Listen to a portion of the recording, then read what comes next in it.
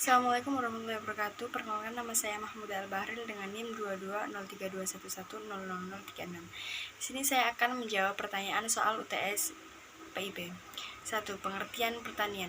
Pertanian adalah ilmu yang mempelajari bagaimana mengalokasikan sumber daya yang dimiliki petani agar berjalan secara efektif dan efisien, serta memanfaatkan sumber daya tersebut guna memperoleh keuntungan yang sebesar-besarnya.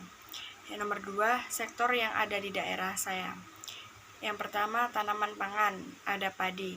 Yang kedua, perkebunan, ada timun emas. Yang ketiga, peternakan, ada sapi, kambing, dan ayam. Yang keempat, hortikultura, ada jeruk siem. Yang kelima, perikanan, ada bandeng dan udang. Sejarah pertanian di Indonesia, saya mengambil era reformasi. Pada tahun 1998, Departemen Pertanian kehilangan arah dan dampak yang ditimbulkan adalah rendahnya produktivitas pertanian tanaman pangan dan hortikultura. Kemudian, pada tahun 2005, muncul rencana pemerintah dalam melakukan revitalisasi pertanian di Indonesia. Lalu dilanjut pada tahun 2010, pertanian di Indonesia mengarah kepada pertanian organik. Pada awalnya, pada tahun ini dirancang program pertanian organik karena banyak hal yang kekurang siapan para petani di Indonesia, dan menjadikan rencana pertanian organik diundur sampai tahun 2014. Dan kemudian pertanian di era sekarang banyak menggunakan teknik modern, tapi banyak kehilangan tenaga kerja karena minimnya minat kepada pertanian. 4. Tantangan sektor yang dihadapi sektor pertanian yang ada di daerah saya. Yang pertama adalah masalah lahan. Keterbatasan lahan yang ada karena daerah saya yang penuh dengan pabrik, industri. Dan yang kedua, keterbatasan tenaga kerja. Tenaga kerja yang ada semakin menua dan generasi sekarang enggan untuk turun dalam pertanian. Yang ketiga ada modal, karena petani kesulitan memperoleh akses pembiayaan baik untuk keperluan sehari-hari yang mendesak maupun untuk modal kerja. Yang kelima, apa yang dimaksud input faktor produksi pertanian? Sebutkan dan jelaskan input atau faktor produksi apa saja yang digunakan.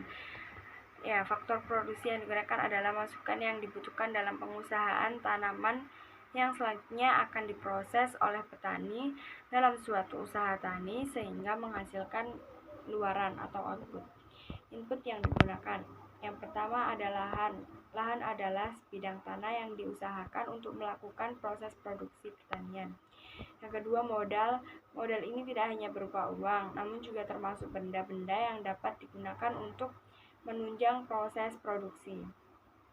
Yang ketiga ada tenaga kerja. Tenaga kerja setiap orang yang mampu melakukan kegiatan proses pertanian. Yang keempat ada manajemen. Manajemen adalah kemampuan dalam melakukan pengelolaan usaha tani. Kemudian yang keenam, apa yang dimaksud dengan pasca panen dan pemasaran produk pertanian? Lalu bagaimana proses pasca panen dan saluran pemasaran? Pasca panen adalah tahapan produksi tanaman segera setelah panen yang di dalamnya meliputi pendinginan, pembersihan, dan pemilahan, dan pengemasan. Pemasaran produk pertanian adalah suatu produk atau suatu bentuk pemasaran yang mencakup semua jasa atau barang yang berhubungan dengan pertanian.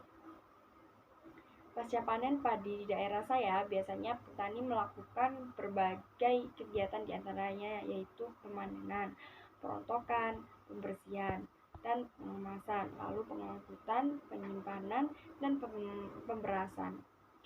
Saluran pemasaran yang diterapkan yaitu saluran pertama, menjual padi kepada tengkulak pedagang besar. Dan saluran yang kedua yaitu menjual ke lembaga-lembaga pemasaran.